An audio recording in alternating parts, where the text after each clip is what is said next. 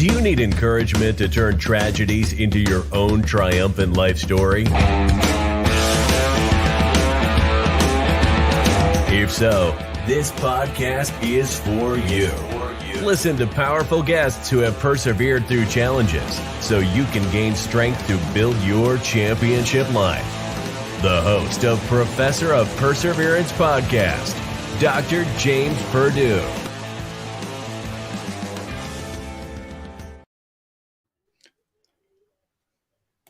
Hey, that's me with that dead air right there and happening. Good thing about this, Naomi, we can edit that part out, right? That's a good thing. Before we slap it onto the podcast, we can edit stuff out. So, good deal. All right, today, thank you everybody for coming in to the Professor of Perseverance podcast. I am the Professor of Perseverance, Dr. James Purdue. Hope everybody having a great day and all.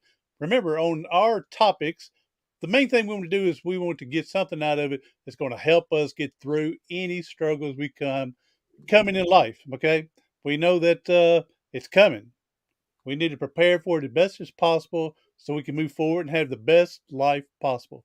If you think it's not coming, not only you hiding under a shell, you're just so naive. I tell you what, I got a dog over here that would love to hang out with you so we can get all the dog biscuits off of you every chance he got. So, Ricardo, hey, buddy. Hey, I'm talking about you, Bubba. All right. So, today we're going to talk with a woman, Naomi, and she has had some congestive heart problems and open heart surgery and stuff. And so, let's find out what's going on here and how she's doing and how she's making it in life. So, welcome to the show, Naomi. Hi, James. Thank you so much for having me. Well, I was actually on her podcast, and the podcast is named The Light of Life. And we got to talking, and she told me about her situation. And I said, Naomi, you've got to come on my show now. And so here it is. It took us a while to get to it, and that's my fault, not hers. And I'm just glad she was able to work it out and find time to be here. So Thank you for having me, James. you're welcome, much welcome. So let me get these glasses fixed so I can get this little glare out. All right, Naomi. So let's talk about your situation. Let's see how you're doing and how you've been able to get this far. And um, not that we want to brag about how long our age is, but you are how old? I am 21. 21. I've seen 21 many moons ago. So I just turned last week, a week ago today, I actually turned 59. So I've seen 21 more than once. So, all right, Naomi. Okay. All right. So now then, so you've had some congestive heart problems. Mhm. And when did that take place? So I was born with a very rare congenital heart defect called Ebstein's anomaly of the tricuspid valve. It is a condition where um, the tricuspid valve did not form correctly in the heart, and I've also had a hole in my heart as Mm. well. And yeah. The hole in the heart, I don't think they're as worried about that as often because I think they wait to see if it finally closes off before Mhm, they rush in and do anything with that. But with the tricuspid valve, and for the ones that's not sure, it's the one of two of your lower ventricles and the tricuspids. mhm. I used to teach science there, Naomi. So because we talked about the heart. So all right, and so the all right, so go ahead. So you were born this way. All right. Yes, I was. And how Mhm. long did it take the doctors to go or mom and dad to go, something's just not right here. We need to get looked at. Well, they found out what my heart condition was when I was still in the womb, All right. before I was born, and so, when I was born, they just had to take me right away into, like, intensive care, and I had my first open heart surgery when I was 1 week old. Mm. See, and Mhm. we talked a little bit before we got started here. I had a friend, and I'm not sure he may have had the same thing back then, way back then. Um, but I know that part of his deal was his heart was born outside his rib cage, was when he was Oh. developed. So it was between the skin and the outside the rib. So they had to go in and put the heart in where it belonged. And then later on, he had another surgery, and he was one of the first few that they replaced the valves and put pig valves in, actually pigs. Okay, and of course now technology is different. You let us know here. I don't know if they still do pig valves or if they do something totally different. But he was now I say might have been one of the first. He may have been the millionth. I don't know, but it's back in 1964 is when he was born, and so Mm. I would think it would still be relatively new on that topic, and it may be 20 years old. I don't know. I hadn't researched that to know, but yeah. Yeah, um, it's really interesting you mentioned that because, they replaced my tricuspid valve, and it is a pig valve. Yeah. There you go. So they're still, yeah. Like I said, I'm not sure exactly when they started that, but I know that was what happened to him. And over years later, I think he had well, he ended up having 6 open heart surgeries at different points during his life. So Mhm. and you tell me you've had how many? I've had 5 open heart and 1 pacemaker. Okay, he never got to the pacemaker, but his heart surgeries and stuff.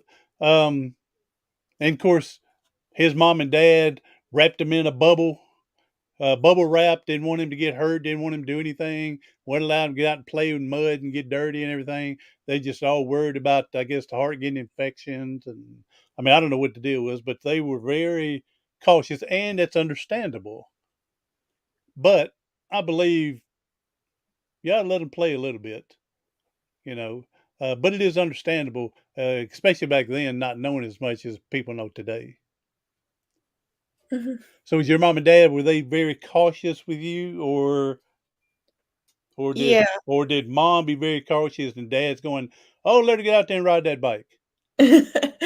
Yeah, so, I don't remember too much of my childhood, but what I do know is, so my oxygen saturations were always in the, like, either 60s or high 70s. That would Hmm. be the highest they would get, and so I would be very blue. Um, I never took physical education in school. I was just excused from it because I just couldn't. Hmm. I I because of my heart, and so I w so, and it was so I was, like, cyanotic. I was just completely blue, for, like, the almost the first 15 years of my life, Okay. and, when I was 14, And the uh blueness and cyanotic is because of lack of oxygen. yeah. Okay. Mhm. Told you I used to teach science. Yeah. Okay, go ahead. I'm just And, saying that for the viewers, so yeah, yeah. so they understand. Okay, go ahead. Mhm. Um So, when I was 14, they discovered my heart was enlarged, and I was going into heart failure because the hole in my heart was probably this big. Oh wow, so it never completely healed.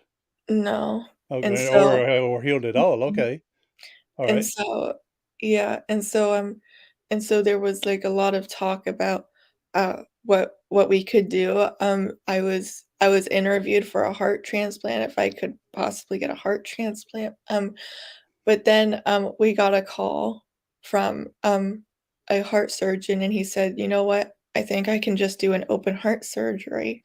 Hmm. And and that's what happened on April 21st, 2017. I had open heart surgery.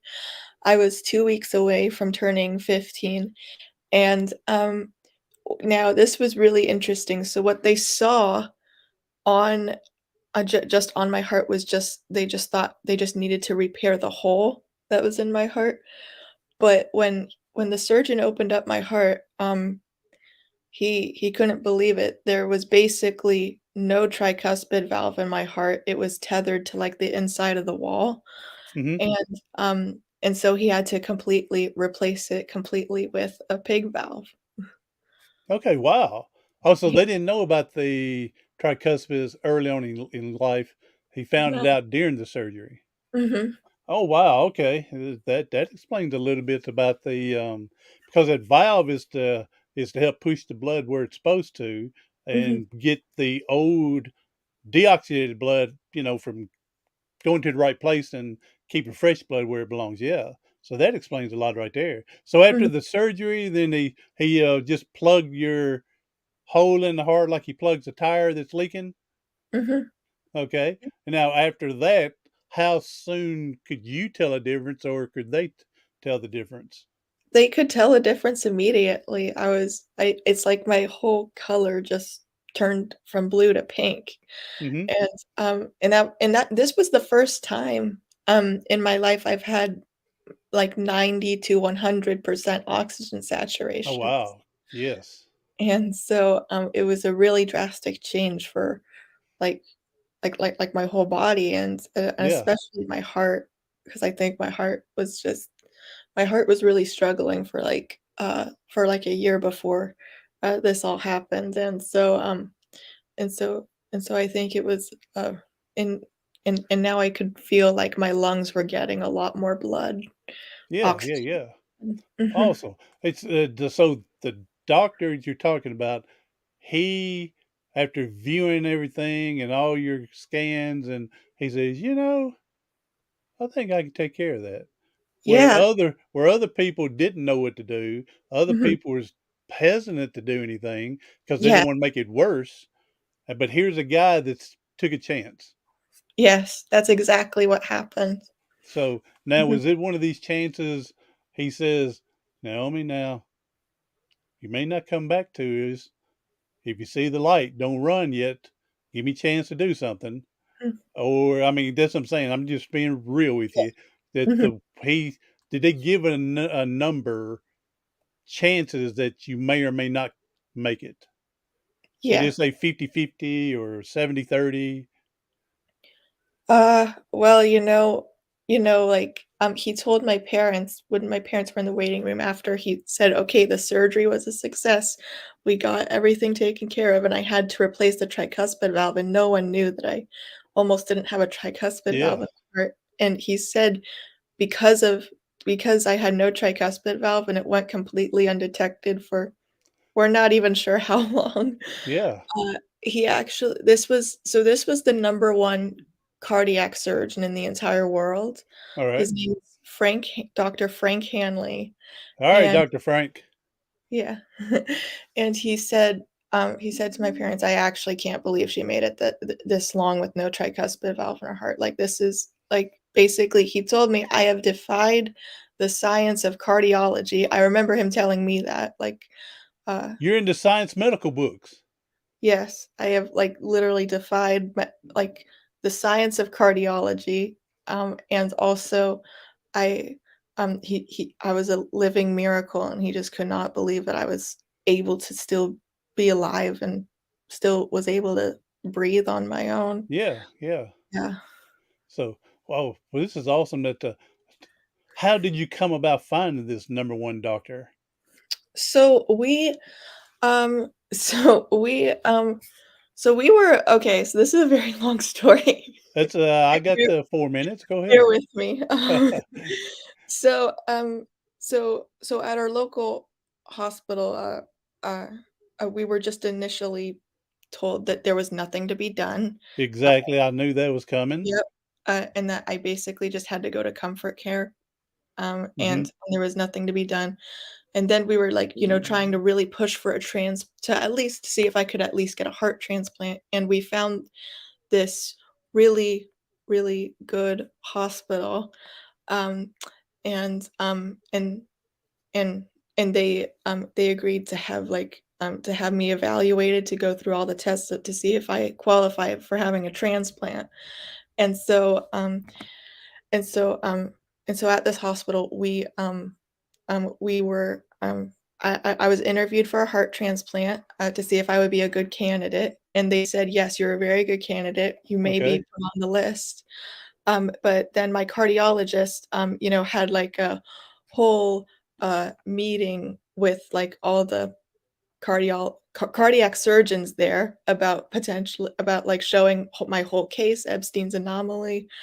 Uh, uh, she may just need to have a heart transplant. And then one of the surgeons stood up and said, "You know what? I think I can just do an open heart surgery and just close the hole in her heart. And so that's And what that's when he happened. found the tricuspid during that time. So Mhm. now at the point when the other place goes, hey, there's nothing can be done. Just get ready. We'll get make it comfortable for you. Uh, this is it. You, mom and dad, everybody saying, no, no, no. I'm young.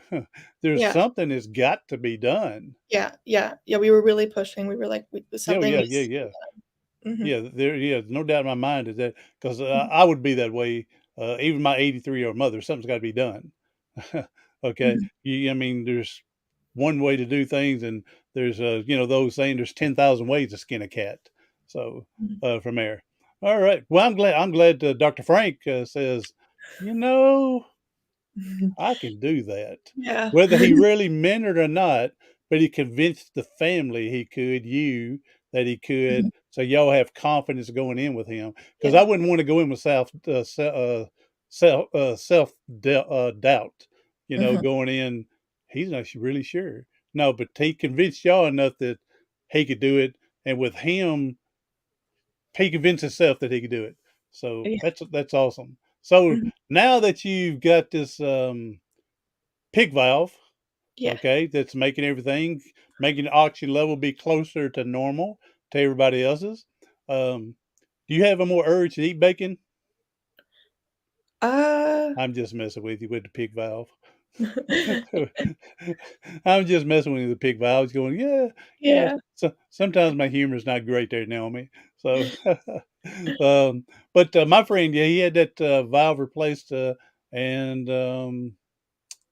yeah, he lived to be about 35. And again, his mom and dad, they were bubble wrapped him, didn't want him to do anything. And as he got older, he started doing more things.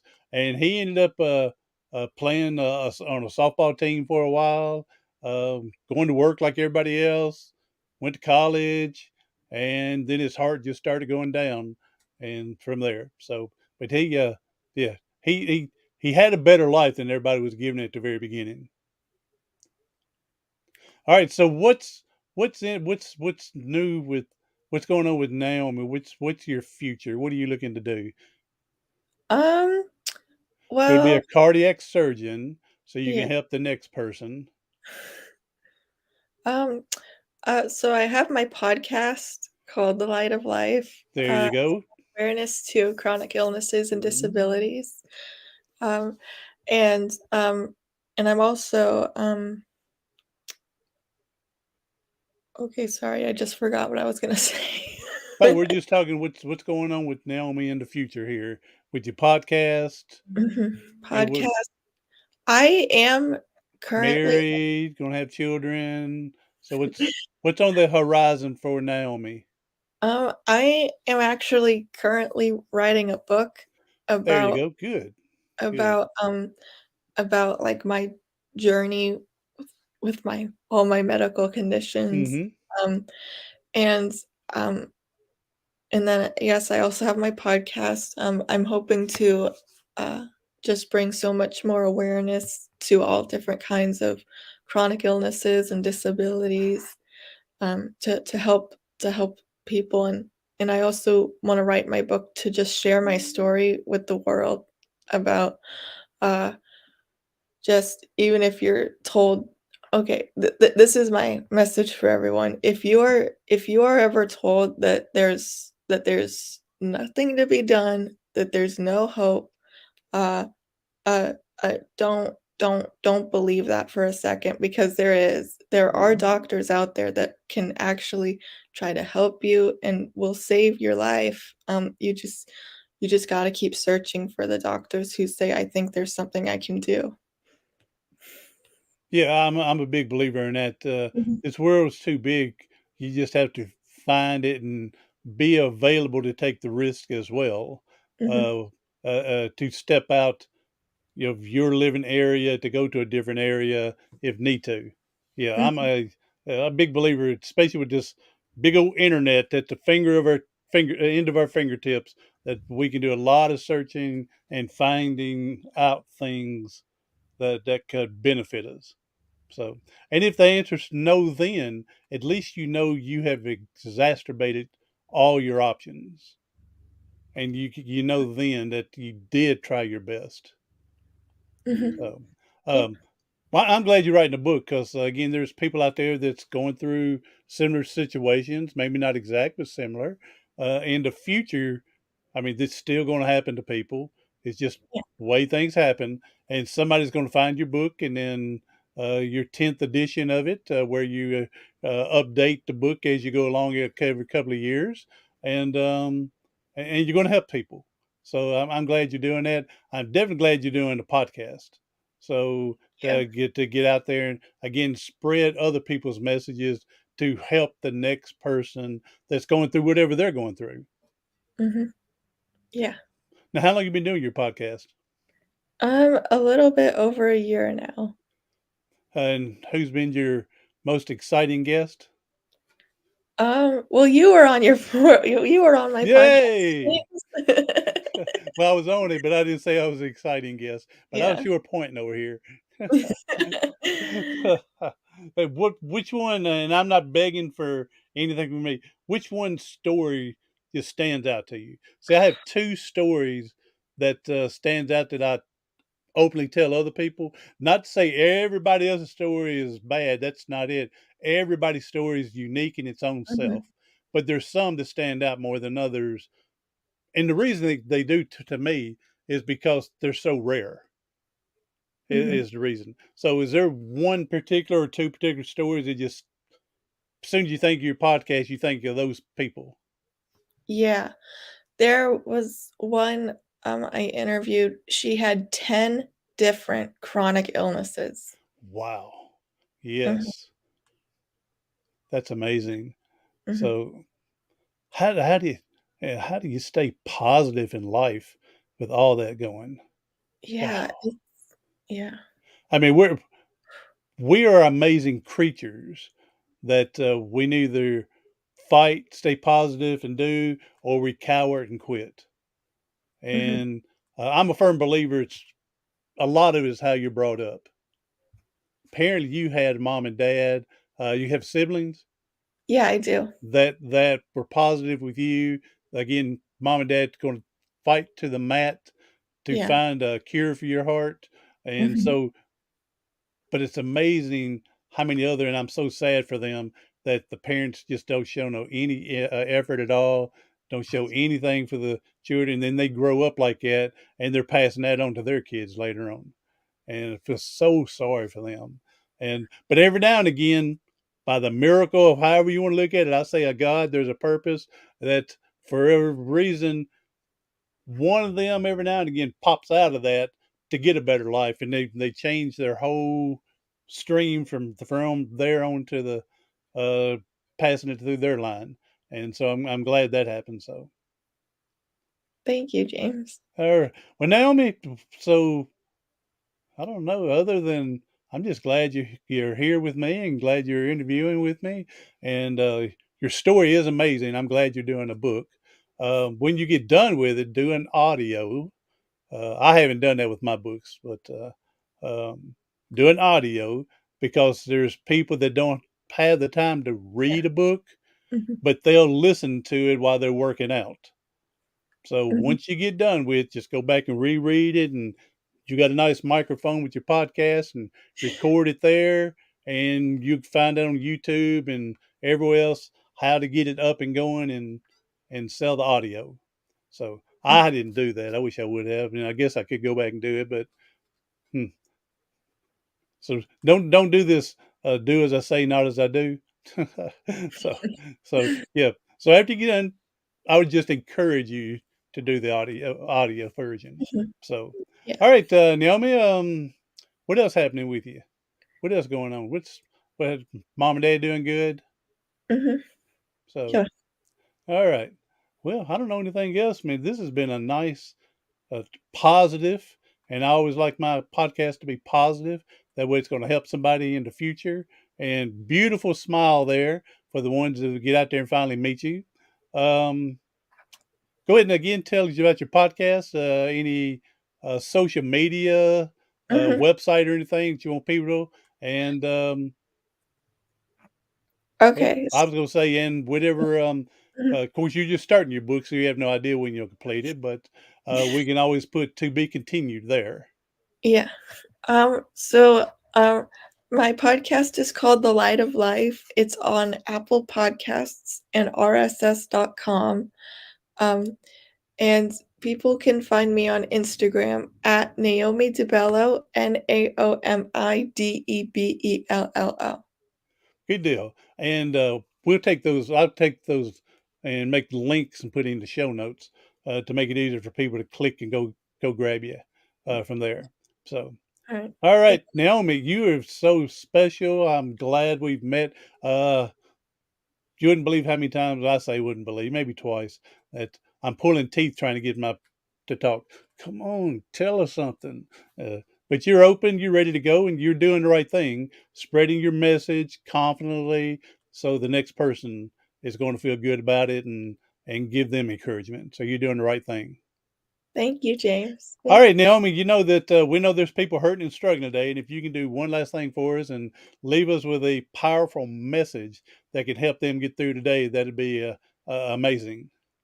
Mhm. Um, I want everyone to just hold on to the hope that every day medicine is advancing, technology is advancing. Their doctors are going to find cures eventually, and and just don't ever give up fighting uh, for a chance at survival because uh, um, and if you have to keep searching for if you have to keep searching for a doctor, the first doctor who will say to you, I think there's something I can do, just don't give up hope and keep looking because there there are doctors out there that are going to say there's some I think I can help you. Amen, sister. As I tell other people, hang in there like a hair in a biscuit. Life is worth living. Mhm, We do struggle. We do go through things. We get unexpected hardships. Some of it's brought on because of things we do in life. But I mean, what do? You got to go forward in life, forgive yourself what's happened, and have the best life possible, and go from there. There's no need in dragging yourself around and wallowing around in the mud with the pigs. And you can get up, clean yourself off, and again forgive yourself for the mistakes we make. And we're going to goof up. We goofed up 20 years ago. We'll goof up 20 years from now, and we mhm, just take all we've learned and experienced and try to make minimum mistakes. And then again, help the next person ahead of you to spread the forth, spread it on. mhm. So, Naomi, thank you for being here. I tell your mom and dad I said hello. I never met them or anything, but you tell them the professor of perseverance said, "Hey, I will, James. Thank you so much for having me on your podcast. you're welcome. Thank you. And we'll go from there. Hey, if you know someone that needs to hear this message, get this positive inspiration and share with them. And until then, everybody do something today, tomorrow, something next week that's going to help you persevere past your paralysis.